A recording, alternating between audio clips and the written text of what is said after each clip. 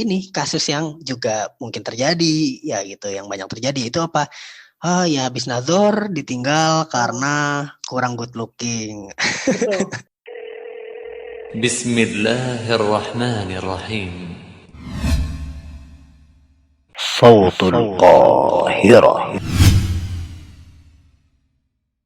Bismillah, Assalamualaikum warahmatullahi wabarakatuh. Ahlan wa sahlan, selamat datang di podcast Suara Kairo bersama saya Arif Rahman Hidayat. Dan alhamdulillah saat ini telah hadir bersama kita Ustadzuna Asy-Syaikh Muhammad Akhir Hadi hafizahullahu ta'ala. Barakallahu fikum. Waalaikumsalam. Alhamdulillah tamam. Gimana Ustaz kabarnya? Insyaallah ya. Alhamdulillah baik. Insyaallah. Baik Ustaz, kita mau bahas yang tapi ini bukan perbincangan sesuatu yang trending, melainkan ini perbincangan yang kayaknya nggak habis-habis untuk diperbincangkan atau orang tuh selalu senang ketika dengar perbincangan yang modelnya begini gitu. Yaitu terkait dengan proses pernikahan. Salah satu langkah dari proses pernikahan. Salah satu langkah dari proses pernikahan yang dinamakan nazar. Betul. Ya, nazar tuh artinya saya apa? Melihat ya. Ini disyariatkan ya oleh Rasulullah. Nah ini ya Ana mau tahu dulu nih. Maksudnya gimana sih nazar itu dalam Islam itu kira penjelasannya tentang nazar ini. Khatabahadukumul mar'ah, ketika seseorang dari kalian ingin meminang seorang, jika kau bisa melihat sesuatu yang bisa yatuhu ila nikahiha, melihat sesuatu yang kira-kira mendorong kamu untuk menikahinya, atau ya maka hendaklah dilakukannya. Dan ada beberapa adab juga kan dalam kita nazar.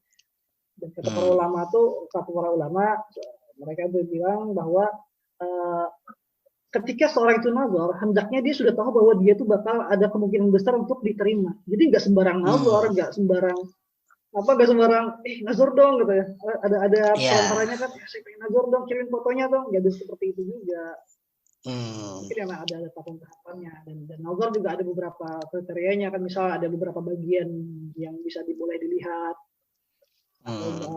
Ada batasan-batasannya dalam nazar itu sendiri.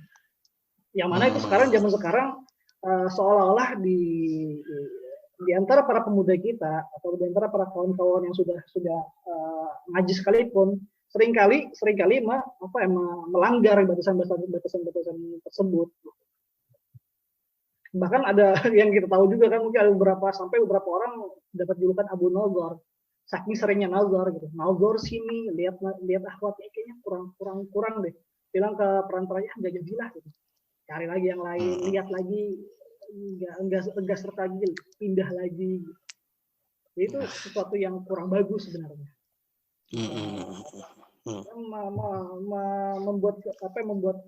Merusak muruahnya dia juga lah. Kalau nazar sembarangan atau nazar yang tidak sesuai dengan yang disyariatkan oleh Allah. Gitu. Kurang elok ya, kurang beradab lah kalau memang sampai nazar itu harus berkali-kali atau ya kelihatan. Maksudnya emang kalau bisa kan ketika langkah sebelum nazarnya itu emang udah yakin dulu nih kira-kira diterima dan kira-kira kitanya mau ya. Betul. Dan harus banyak informasi dulu sebelum nazar itu. Dan sering sekali ditemui Ustaz bahwa ikhwan itu bermudah-mudahan dalam nazar, dalam artian bermudah-mudahan dalam menolak setelah dia nazar akhwat tersebut gitu. Jadi ketika dia mungkin dapat, ataupun juga bisa dari faktor karena mungkin perantaranya itu melebih-lebihkan misalnya.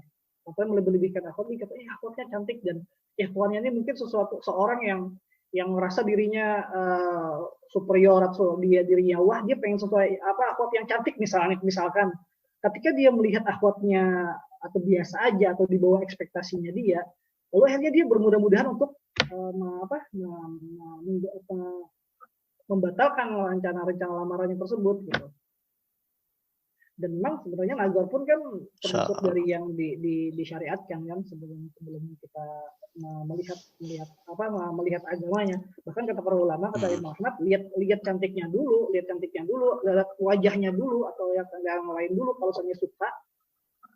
Lalu setelahnya kita melihat bahwa agamanya buruk misalkan, kalau kita melihat rupanya bagus, tapi ternyata agama setelah itu kita bertanya dengan agamanya kurang bagus, jadi kita meninggalkan orang yang cantik dan agamanya buruk, dan kita meninggalkan wanita cantik karena agamanya yang buruk gitu.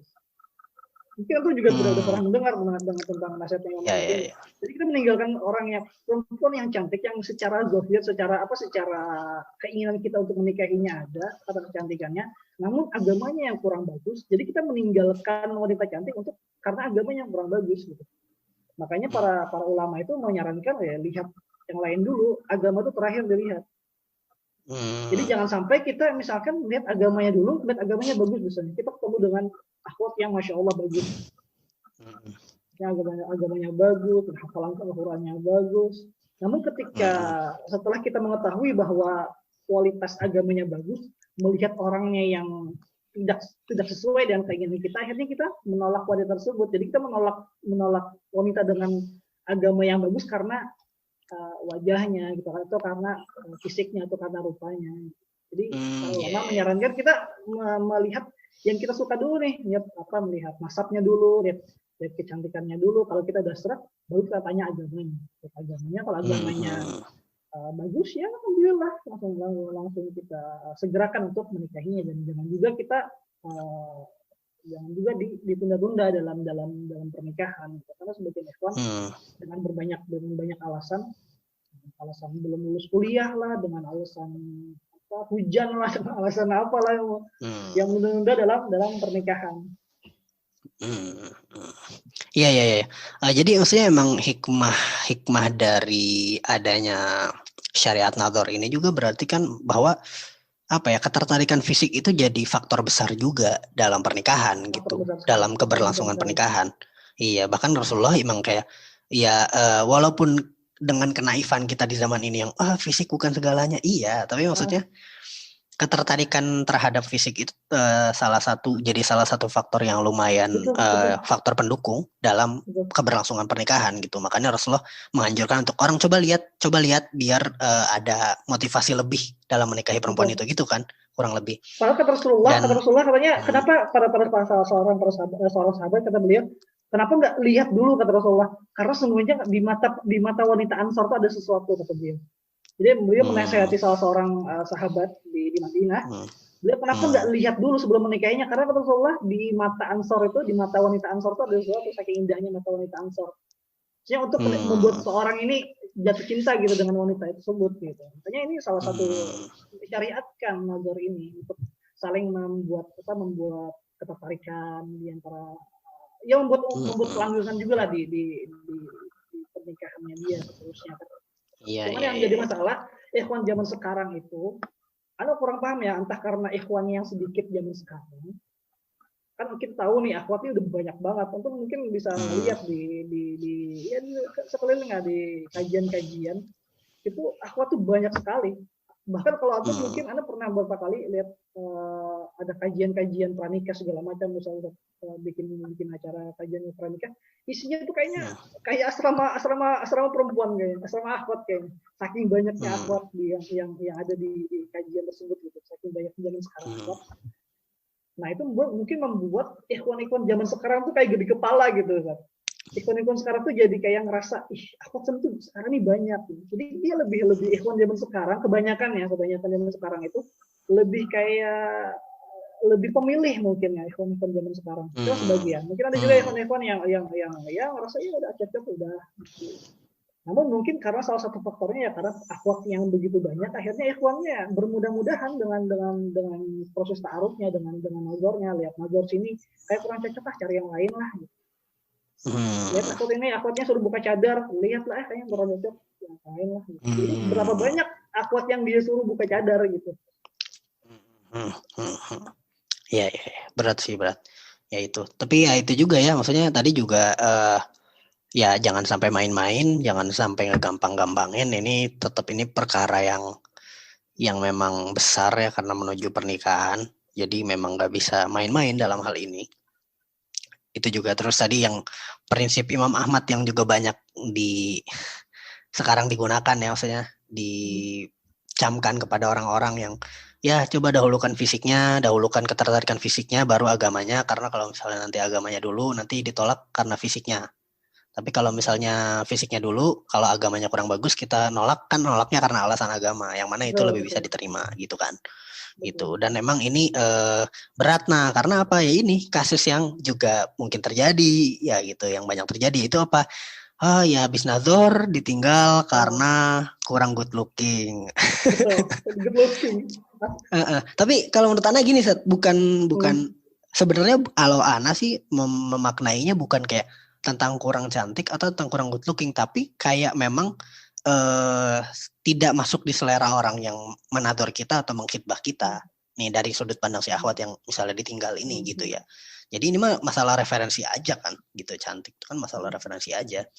Itu beda-beda kan selera orang. Nah, cuma ya itulah ini nih kasus yang akhir-akhir ini terjadi nih. Ini maksudnya orang ditinggal habis nador, ditinggal karena ada yang bilangnya bahasanya kurang cantik atau dalam kata lain kurang good looking lah. Gimana nih? Pasti banyak sekali sih. Karena juga sempat ada beberapa kali nyomblangin lah dengan orang seperti itu. Ya sebagian bahkan ada berpendapat katanya ternyata gak semua perempuan pakai cadar itu cantik ya. Mungkin ikhwan ini mungkin ya dia membayangkan wanita cadar itu semuanya cantik gitu. Ketika dia nazar lihat akhwatnya buka cadar dan di bawah ekspektasi dia, akhirnya dia kayak kecewa gitu. Sebenarnya harus dari dua belah pihak juga sih, dua belah pihak. Para ikhwan sebenarnya apa sih yang mau dicari gitu? Ya benar kita harus lihat wajahnya. Cuman ya ikhwannya juga harus nakar diri juga gitu. Nakar diri juga jangan sampai ya dianya seapa, dia pengen akhwatnya seapa gitu. Makanya kan dalam pernikahan kan harus ada sekufu kan? Iya. Sekufu itu poin penting juga lah itu. Poin penting. Sekufu dalam banyak hal, dalam banyak hal sekufu itu. Dan sekarang sekufu dari masalah nasab atau dari masalah kemampuan, maksudnya kemampuan strata hidup mungkin bisa jadi salah satu faktor juga.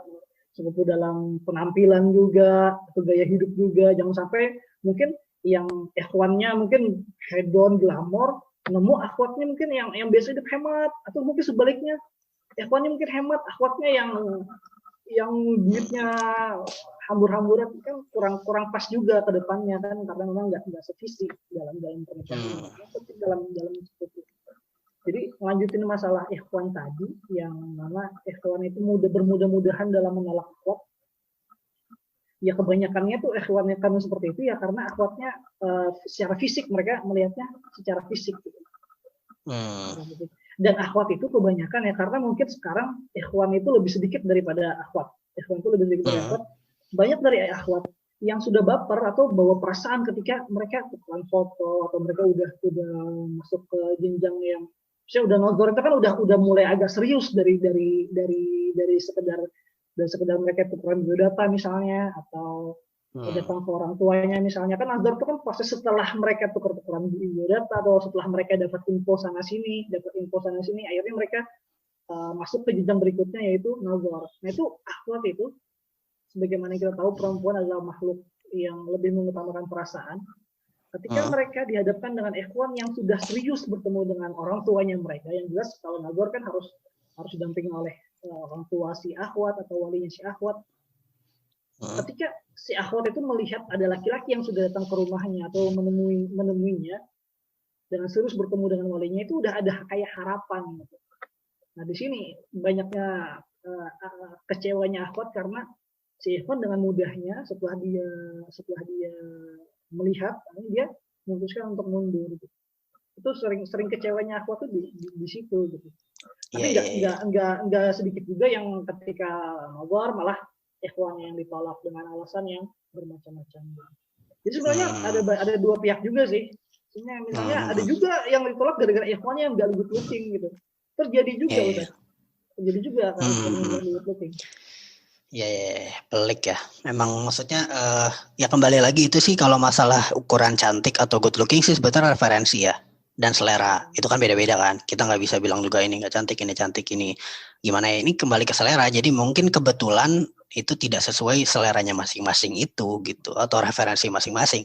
Apalagi masalah referensi ini sekarang kan makin luas ya, karena adanya media sosial, ada internet. Jadi orang tuh referensi terhadap cantik atau tampan atau good looking tuh luas gitu. Jadi ekspektasi, wah istri saya harus begini ya, itulah.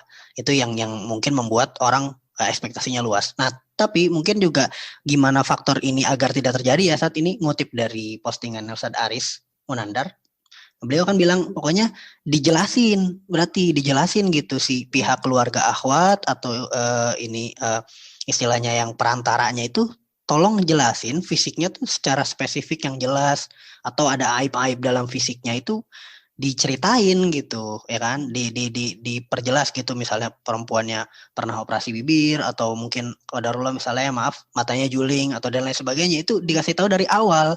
Jadi kayak kalau misalnya memang si ikhwan ini dari awal, oh Ana udah enggak, atau misalnya ada tai lalat di bibir misalnya, ya udah dikasih tahu di awal aja gitu, biar orangnya Ana nggak bisa sama orang tai lalat di bibir. Atau sebaliknya misalnya ada orang yang Ana suka tuh yang tai lalat di bibir gitu misalnya. Itu kan kembali beda-beda, tapi kalau bisa itu istilahnya detil-detil kecil dari yang memang harus diketahui sebelum nador tuh harus kalau bisa dikasih tahu dulu, biar kalau emang nggak mau udah mundur dari awal. Jangan sampai udah nador ternyata nggak jadi. Ini kan juga berat ya, maksudnya untuk dalam rangka perasaan perempuan.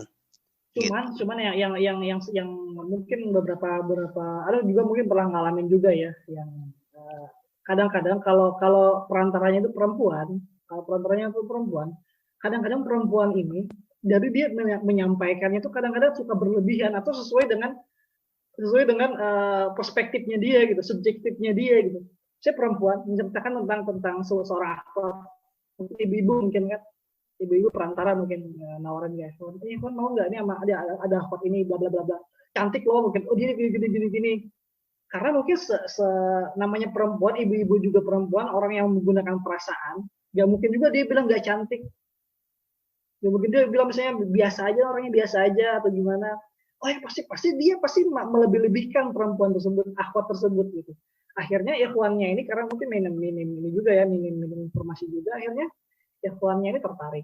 Nah, ketika ikhwannya itu melihat langsung dan nggak sesuai dengan perspektifnya dia, karena hanya dari sudut pandang si mak comblangnya atau ya perantaranya, maka akhirnya dia kecewa gitu. Itu dari sudut pandangnya ya, sudut pandang laki-lakinya.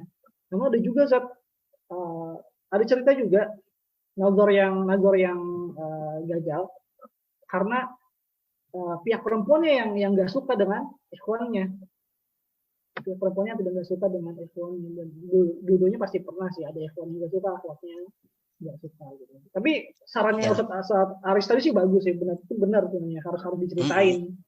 Cuma sebagian perantaranya mungkin harus menceritakannya dengan ini, dengan seobjektif mungkin. Lebih ditambah di bagian itu sih, menceritakannya harus dengan seobjektif mungkin gitu, jangan sampai salah perspektif intinya. Iya, tapi proses nador, ta'aruf dan kemudian khitbah ini emang krusial. Kalau bisa memang misalnya detil-detil dalam kehidupan kita, misalnya fisik kita, kemudian apa yang kita, bahkan penyakit ya, kalau bisa tuh diceritain saat sebetulnya. Ini Ana juga dapat faedah dari talk show-nya Ustadz Nuzul ya. Itu ada orang yang bertanya bahwa beliau kena kanker. Tapi beliau udah khitbah akhwat. Nah, kemudian pengen lanjut nih. Nah, gimana dilema kan gitu, mau lanjut atau gimana, sementara saya kena kanker gitu. Jawabannya Ustadz Nuzul luar biasa sih. Beliau bilang gini, ya tujuan antum nikahnya apa? Gitu. Kalau tujuan antum nikahnya itu akhirat, bahwa antum ingin dengan pernikahan ini menjadi ladang pahala yang luar biasa banyak, membuka pintu kebaikan yang banyak untuk antum, ya antum jelaskan ke keluarganya, karena memang ini bagian dari adab, yaitu menjelaskan apa yang terjadi pada antum, misalnya penyakit dalam dan lain sebagainya, diceritakan. Kalau keluarganya insya Allah menerima, jalani bismillah gitu. gitu. Dan maksudnya kalau emang seandainya antum setelah itu qadarullah Allah mencabut nyawa antum, tidak ada ya, kalau si akhwatnya bersedia, ini udah jadi ladang pahala gitu pernikahan antum yang mungkin 2 bulan, sebulan, setahun gitu. Atau sebaliknya bisa jadi Allah kasih keajaiban dengan antum disembuhkan gitu. Itu nggak sedikit juga gitu. Kayak siapa yang tahu tentang takdir yang akan datang gitu.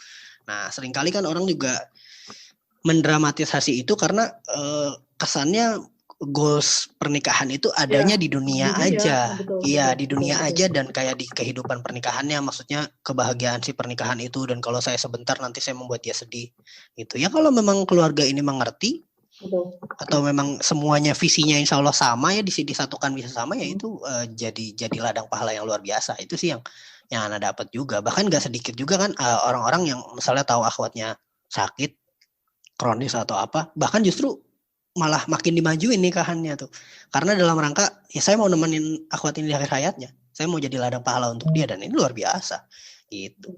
Itu sih yang harus juga kita miliki gitu dari kita semua yang berproses menuju pernikahan gitu.